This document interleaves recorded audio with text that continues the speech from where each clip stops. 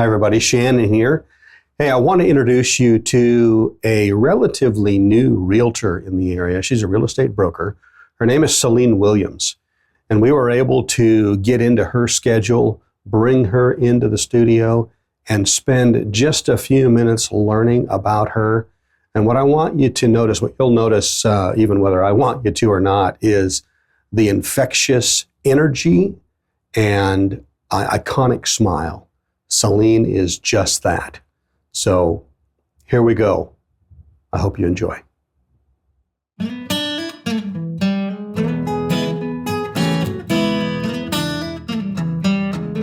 everybody, thanks for joining us again. We have the opportunity to visit with Celine Williams, a premier realtor here in our area, and we're so blessed to have her not only as part of one of our partners in the magazine, but the contribution that she makes to our community is just incredible. And we're going to get to visit with her, learn a little bit about her, and really what drives this woman to excellence. So thanks for joining us. Thank you for having me. Thank you.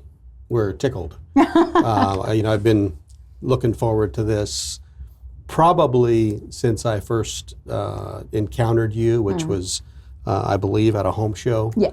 Right. I got to see you face to face. I was at the table, and you came right over to me, and you were like, "I had to meet you."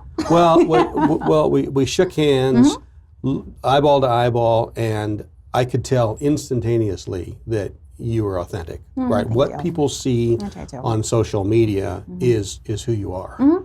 And for good or bad, that's not always the case. Right. You know what I mean? Yeah. And so I want to use this opportunity, these few minutes that we have, to visit with you, to kind of share a little bit of your background, how you got to where you are, why you chose real estate, why you chose. I mean, you could live anywhere in the world. Why do you live here? Right? I mean, I know why I live here. Yeah. But that's not always the case for everybody. But so. Where do we start? How'd you grow up, right? We were talking a little bit about hockey and your dad and the influence of that. And so, absolutely. So let's start young. Yeah, so I mean, I was born in the Philippines, so that's kind of wild. My dad was in the Air Force, met my mom while he was stationed over there, and then we came to America, bounced around from Arizona to Florida, then back and forth, and then finally we landed in Washington when I was 8 years old, and I've been here ever since. Yeah. I had like a small stint in San Antonio because my husband's in the military, but we came right back. Was he also in the Air Force? He was in the Army. The Army. Yeah, okay. And so funny story there. I don't know if I've ever told you that, but my mom in 2008 actually got into a car accident. Now she's okay now, but when I met Nathan, he was her nurse taking care of her in the hospital. Really? And she was like, "You need to talk to my daughter." So thanks, Mom. That is and awesome. So we met. He asked me if I spoke Tagalog, and since I'm Filipino, yes. Sure. And it was just on from there, and it's been 17 years now. Hit it off. Yeah. So Washington, we lived in Kent. I was in operations management, so running offices for Boeing, University of Washington, managing calendars, facilities. Really operational. I was operations management. Okay. And I loved it. I loved being that resource for everybody and honestly getting to connect with people, because at any time anyone had an issue, they'd just come to me and I'd find a way to solve it, right? And a lot of those things I didn't even know what to do, but it's like, figure it out. Sure. And I think that's what has made me successful in real estate, because it's like, it's problem solving. It's like, how can I figure this out? You can't get financing. How can we make you get financing if that's something that you want? Sure. You think you don't make enough money. I bet you do. Let's have these conversations. What are you dreaming of? What do you want in your legacy? So just kind of like helping them have a bigger vision and helping them achieve that goal. Well, it probably also lends well not only to people who want their own home, but to investors as well. Oh, 100%. Speak to that a little bit. Absolutely. So, I mean, I think the thing people don't realize is you can become an investor easily by being a first-time home buyer. Sure. You just got to start somewhere, right? And so I do have a lot of people who do that. They have their first home, and then they turn it into a rental and then take that equity to put it into their next stage home. Or people just want to be an investor overall and just start buying other properties by leveraging their home. Yeah. So it's just very powerful to see that. I love seeing that wealth building tool. That's tremendous. Mm-hmm. So, when should someone buy their first home? Whenever the numbers make sense to them. Very good. Something I always tell people, like, I'm on your timeline. There's never any pressure from me. So, like, whenever it makes sense for you, logically, I would say if you have a solid job, right, you've been in your job for 2 years, you know there's some security or stability, you are mild, you know, your debt is debt to credit, or income to debt, debt to income. This is lending terms, so my apologies. Sure. But if you're debt to income, like you're not in a ton of debt, right? Think about your options. See if you can qualify for a home. Because if you're going to pay $2,000, $3,000 on rent, paying somebody else's mortgage, why not just pay your own mortgage? Sure, of course. You know, and then build wealth. So if the numbers look good for you, you should probably buy a house, because home prices have just continued to rise and rise and rise. Even when they dip a little bit, like they did a little bit over the last 2 years, they're coming right back up. Sure. And interest rates are still high. So if you can afford the monthly payment and you feel responsible enough to take care of a home, it's a good time to buy a home. So you were in operations doing that. Yep. What was the impetus? What was the thing that happened, the event, the maybe the series of events that led you to real estate? I mean, you could have done a lot of things, right? That's such a great question, Shannon, and that also has a really great story. Please, that's why we're here. So my husband and I lived in Auburn, Kent area for the longest time, and about 7 years. And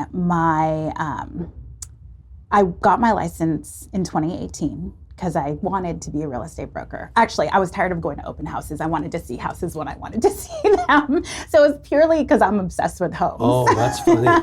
And so I got my license. I wanted to know how to help people, but I couldn't get any clients. I just was not getting lucky. And I had a full-time job. I had my 2 babies. I had Nathan. So I just focused on being in operations management. Then Nathan graduated in 2020 to be an electrical engineer. He got a job in Cedar-Woolley.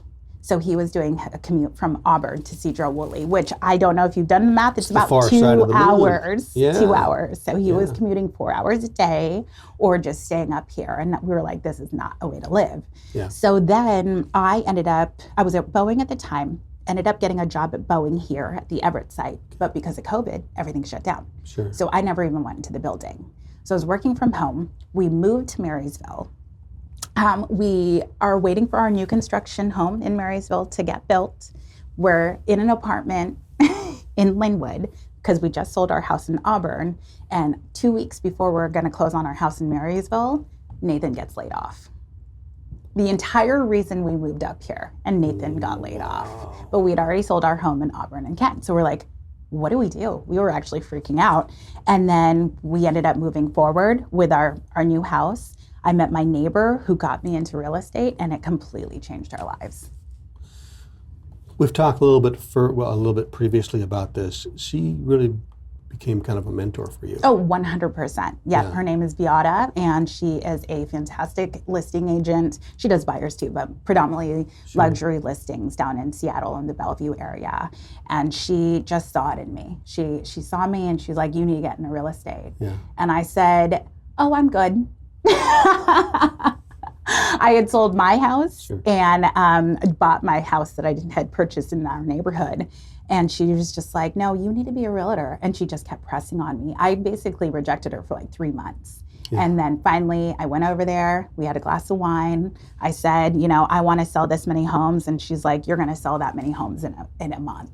And I did. And it just kind of kept going. And then she introduced me to Todd Fallman, a Realty One group. Oh, yes. And then that's when things took off. So another decision made over alcohol. Always. Just kidding.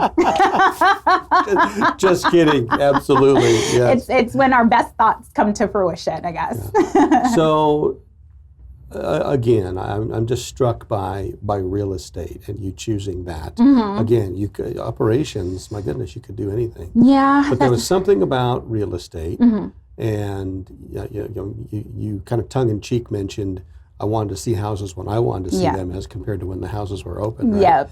There's some curiosity there for sure. I always loved dreaming. A combination of those two things really makes for a good student.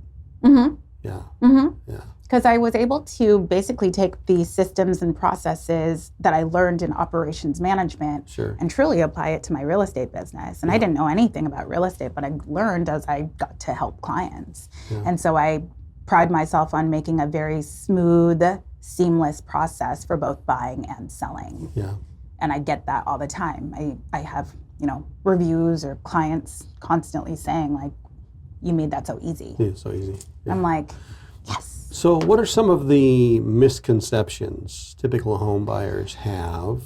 What, maybe not first-time home buyers. Any home buyers. But even any home buyer. They've got this idea. Yeah. And in working with you or going through the process, they discover that's just not true. Yeah.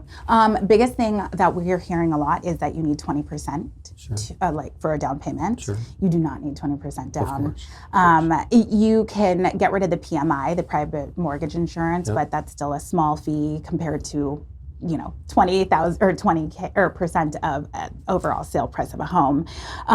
You can get into a home with as little as 3 to 5% down. Sure. Yeah. Yep. Yeah. Another common misconception is that you don't need, no, actually that's not a misconception. What's another misconception? What am I, in real estate for buyers or sellers or? Yeah, either one. Oh, Either another one. really good misconception. Zillow and Redfin estimates are not right. You don't say. They're always hyperinflated because they want you to click on them and talk to an agent. That's kind of their lure in. Sure. And another thing is interest rates that you see on online platforms. Oh, yeah. They're also trying to lure you in for that application. So, just making sure that you're doing the research, and that all agents are the same. That's a misconception. Yes. They think that we all do the same thing and we all provide the same level of service. I think a lot of people don't realize that there are so many side hustlers that sometimes they don't even know what they're doing, right? So research, you're about to spend hundreds of thousands of dollars on this huge investment. Research who you're working with and interview them and then decide if you want to work with them. Yeah. Love that. So you guys got up here to Snohomish and ended up staying. Yeah. Okay. Well, we're delighted by that. I mean, sometimes things happen for a reason. Mm-hmm. I'm noticing a trend in real estate where some of the top performers are really putting together a team of people. Mm-hmm. Talk a little bit about that if you don't mind. Yeah, I mean, I have pretty much been solo for the last 4 years I've been in real estate, and except for my transaction manager, who is she's a gem. She's a gem of a person, a gem of a transaction manager. Her name's Holly McDowell. And so shameless plug, Holly, you're amazing. I love you. But she's really helped me elevate my business because she focuses on the paperwork aspect and just making sure that we all stay on the right timeline and keeping me on top of it. But as I've grown, I think I closed 35 deals last year. Yeah. And so I want to make sure I'm continuing to provide a 5-star experience to all my clients. And I can't do that if I'm playing so many different roles. Plus I have my family that I'm trying to spend more time with. Right. So I am working on getting my managing broker's license, and I'm trying to find a buyer's agent. I have a mentee who is phenomenal right now. She just joined working with me at Realty One Group for the last month or so, and she's just taken off. Love it. She's awesome. So what are some of these roles that a well-rounded out team is going to have? I'd say probably the transaction manager, Holly, a buyer's agent is great. A listing coordinator would be very nice too. Okay. And then maybe another listing agent. But for the most part, I like to be involved in the process as much as possible. I've noticed that. I think it's awesome. I do. I mean, on the buy side and the list side. So it's so funny because I think in the beginning for agents, they usually start as a buyer's agent, right? It's a lot easier to acquire buyers. Sure. But once your buyers start becoming sellers, that's when that starts to pick up. Right. And I noticed that once somebody becomes a listing agent, they are a listing agent solely. They all want listings. And I understand why. It's a little bit less work, right? I can sell 5 homes easily versus be out showing homes over and over to multiple clients. Yeah. And so that's where having a buyer's agent is super important because these buyers are going to want to see houses. And if you have multiple homes or multiple buyers wanting to see multiple homes, I need people to help me show those homes. So I've been fortunate enough to build like my mentor-mentee community. And so they'll do showings for me from time to time. But now it's like, okay, I would like someone consistent who I can say, hey, this gal is a part of my team and she's going to crush it because she cares as much as I do. I want them to know that they're going to continue to get that level of service. That's my goal. Yeah. Because I don't want to be your broker just for this transaction. I want to be your broker for life. Yeah. Wherever. Yeah. Whatever season you're in. Someone decides to sell their home here and move to Arizona. Maybe someplace like Sonoma, right? Yeah, Sonoma, Sedona. Oh, love that area. I will probably be a snowbird. Oh, yeah. So are you able to help them there? Absolutely. I mean, if they're going to go there, 100%. is it through the network or is it something that you can do specifically? So it's a little bit, anyone can do it, honestly. But I make it a point to build relationships with other agents in other states specifically for these opportunities. So Realty One Group is huge. There's 20,000 agents within, and it's not just national, it's international too. It's global. So I mean, say someone wants to move to Aruba, we got someone in Aruba.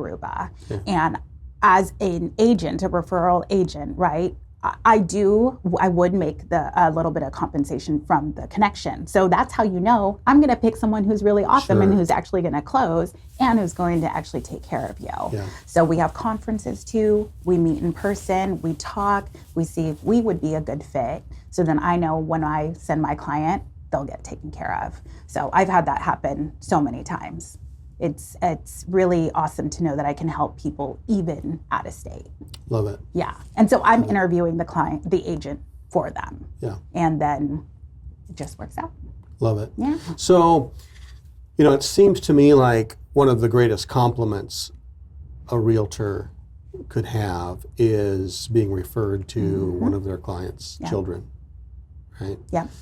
I mean, it just seems that would be a high compliment. Oh yeah, all referrals for sure. Yeah. Any referral, But I mean your children. But especially your kids because you're really protective of your children. Absolutely, yeah. So I refer my children to you, for example. First-time home buyers, not really sure where, get kind of an idea, someplace in Snohomish. Yeah. How are you going to prepare them for what they're going to step into?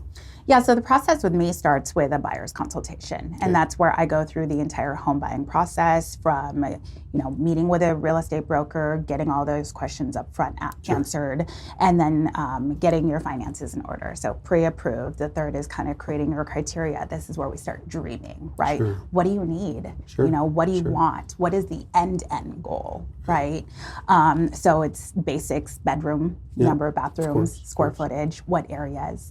And I'm lucky, I've worked hard to get to know the area very well. So I can actually, I can speak on certain neighborhoods based on what they're actually looking for. And then maybe they think they only want to be in Everett. For instance, we just had a physician come into town. They might be moving here from Montana, and they don't know the area at all. No. So they're coming to Everett, and they're like, okay, well, our job might be in Everett or Marysville.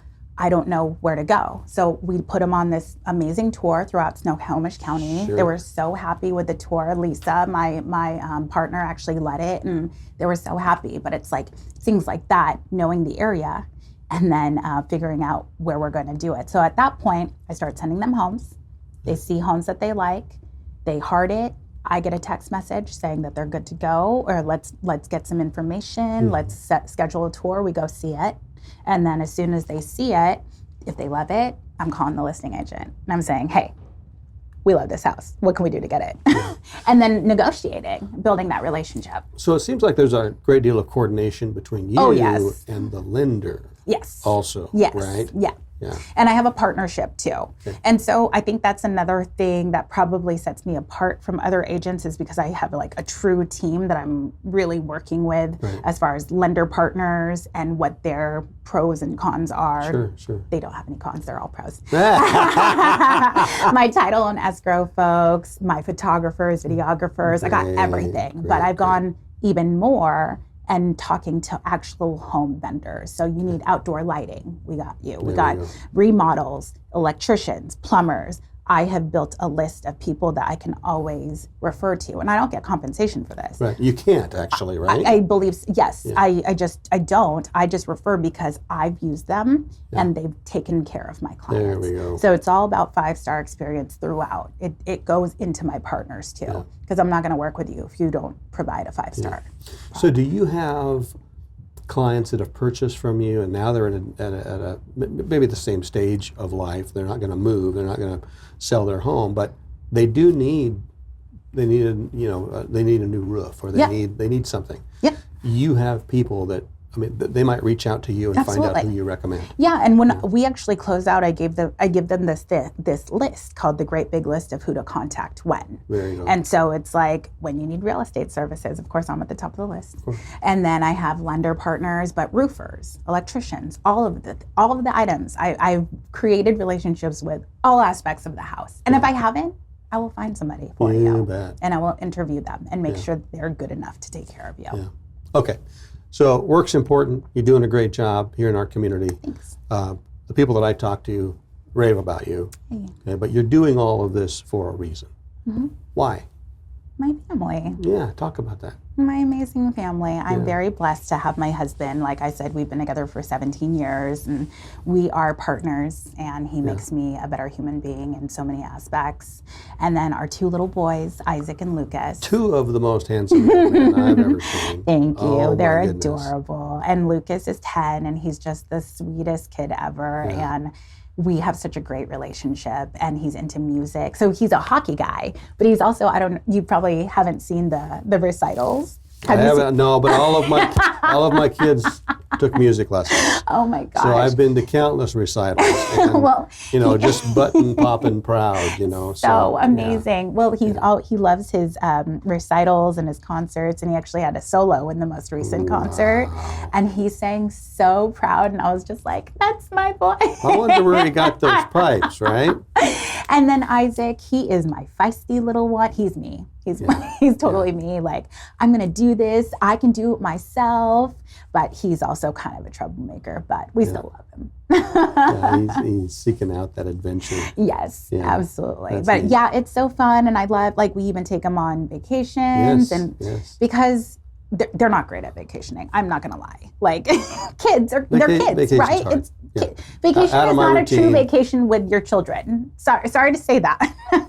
No. But when me and Nathan are on vacation, we're relaxing, we're on the beach, we're sipping a margarita. When the boys are there, it's like, can we go play iPad? Can we do this? Can we do this? Can we eat this? Can we, it's just constant activity. And it's great. And we've kind of I feel like have come to be closer as a family because we've started traveling together. Yeah. And we're starting to travel a lot more now for hockey games. There we go. So they're huge hockey players. We're at the rink 6 times a week. Yeah, we live there. It's our second home. And then tournaments in Canada, tournaments in Oregon. We're just all over the place. It's so much fun. But it's got to be rewarding to be able to spend that kind of time with 100%. them and watch them. Athletics, our kids to a great extent did athletics. Yeah. And to watch them, just because something's hard doesn't mean it's bad. No. It's just hard. I keep telling them, you can do hard things. Absolutely. And I feel like it's empowered them so much just at that young age, And are they going to be NHL stars? Probably not. But I'm going to encourage it for as long as they want to. And it's so amazing seeing them play the way that they do. Yeah. And have the passion that they do for it. Enough where they're like, Mom, I'm going to miss my game. Come on. They really like it when they're trying to get you out the door. Well, yeah. And it teaches them responsibility and accountability. Oh, yeah. A little bit of discipline. You bet. Yeah. Yeah, that's fantastic. I know. It's so fun. Okay. What else would you like people to know about you as a person, Celine Williams? I am also a karaoke host. Not far from here, I think. Yeah, actually at Rustic Cork, which is 2 minutes That's away. Right, diagonal across the intersection, yes. So so funny story, my dream. Oh my gosh, I have so many silly stories. Nathan and I were on vacation and we were at like the bar area at our resort, and there was a lounge singer there, and we were just listening to her, and it was just nice to have it in the background. And my husband was like, "You could do that." And I was like, I could. I want to do that. He's heard you sing before. Yeah, because we always go karaoke for like date nights and whatnot. Sure. And so I reached out to Kelsey, who's the owner of Rustic Court, and said, hey, I would love to sing. Would you let me? And she knew I could sing because I was in a band called Spitfire recently too. And so I did a solo show, and now it's turned into solo show and karaoke hosting. And it's been so fun. Like, people have actually been asking for it. But we'll have more coming up in the future. So have you always sang? Yes. Oh yeah. Since I was like a child, I was singing. I wanted to be Mariah Carey. Yeah. I wanted to sing like her, but unfortunately, just that didn't work out. But now I get to be a karaoke host. Yeah, we all have our gifting for sure. So I've seen some photos of your mom. Mm-hmm. Tell us about your mom. Yeah, my mom, she is kind of going through a hard time right now. She has kidney failure, and she just started dialysis, and it's a very hard thing to go through, to see your parents be sick. My dad actually survived cancer 5 years ago, and now to see my mom going through something like that, it's just hard. And so she essentially needs a kidney donor, and it's been really hard to find one that matches her. And it's hard. Yeah, it's hard. That's difficult. Yeah, and so we're trying to spend as much time with them too. Yeah, because you just realize time is so precious. At the end of the day, it's all we have. It's all we have. Yeah. It's all that matters. Yeah, the time with our quality time with people. Yeah. Well, that's great. Yeah, but and me and my dad are close too. We go to football games together. We've gone to Kraken games together, and he loves cars. So we're just I'm pretty close to my dad. Well, you and I share that. Your dad was in the Air Force. Mm-hmm. My dad was in the Air Force, stationed in Guam. Nice. And so that's certainly a commonality that we have. That and a commitment to client experience. Yes. We really want that. Oh, absolutely. Yeah, take care of our clients, right? Yeah, absolutely. Because it's just one of the best things. I get to help people on a daily basis.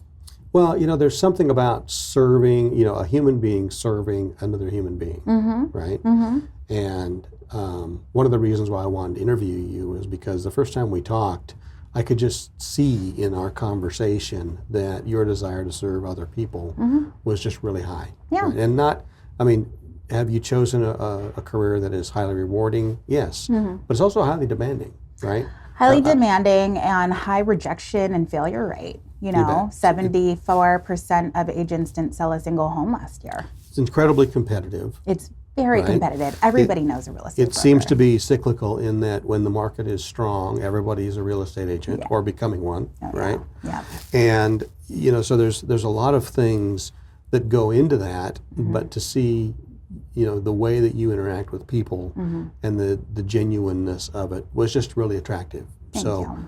I wanted to interview you for that purpose, so that our followers, both in the magazine and listeners on the podcast, could get to know you a little bit better as a human being. Yeah. Talk about your team. Yeah. Talk about why you chose what you chose and why you live here. And so I'm just delighted to have you here for the few minutes that we do, and we'll do it again. Yes, please. It was amazing. Yeah, and I want to help as many people as I can. And so I typically help people in Snohomish County for the most part, but I also go up to Skagit. I just sold one in Mount Vernon yesterday, and I have one down in Auburn. So I'm everywhere. I was going to say, I think you'd get into Pierce County.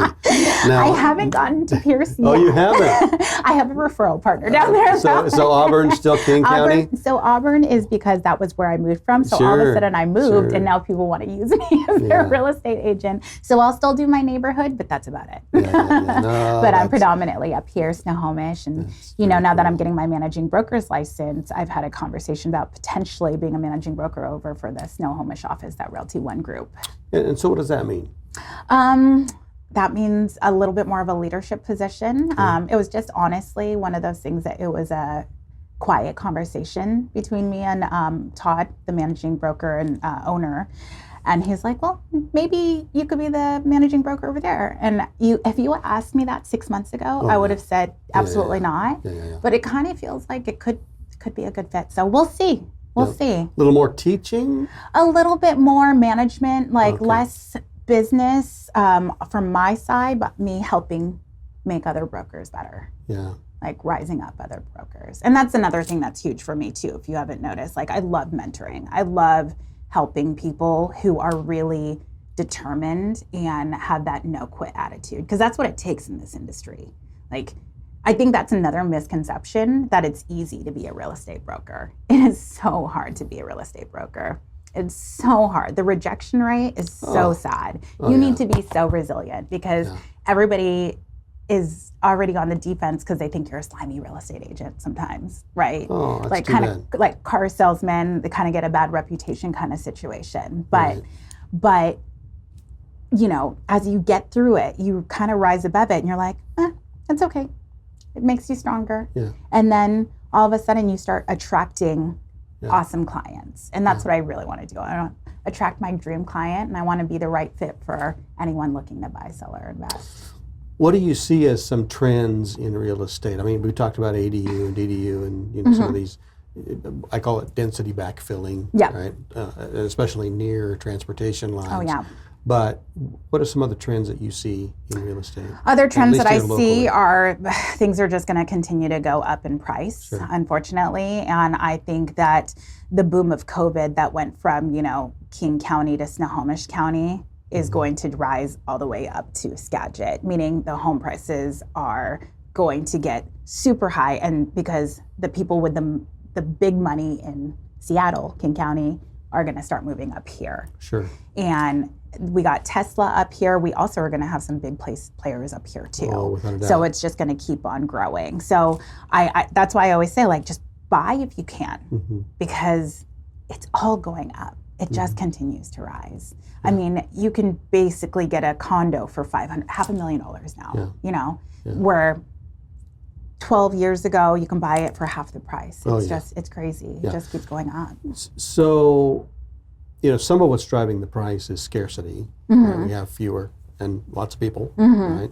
So, and there's some things that can be done to help with that. Solving that problem in the Puget Sound is going to take how long? A long time. Yeah. Decades. Yeah, it's not going to be a 20 years fix. No. Right? We're talking about a long time.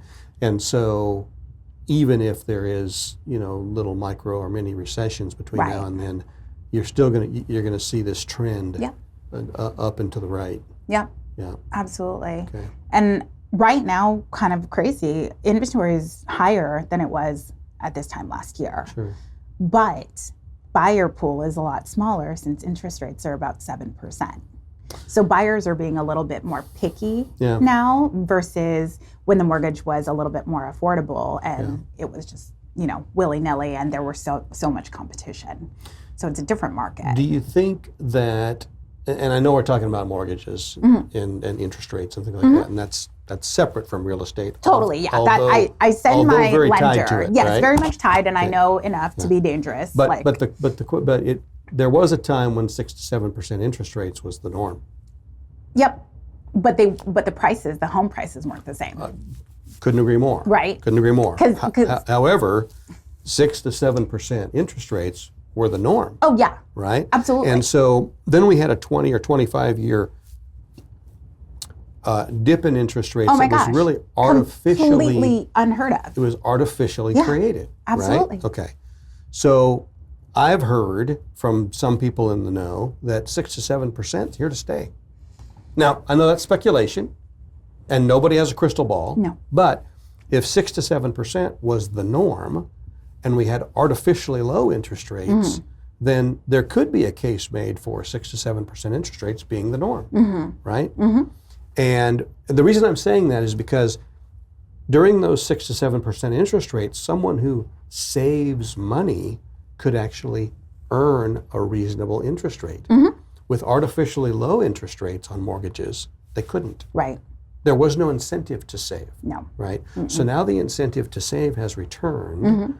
We have what I would say are relatively normal interest rates. Yes. I'm just wondering if they're here to stay?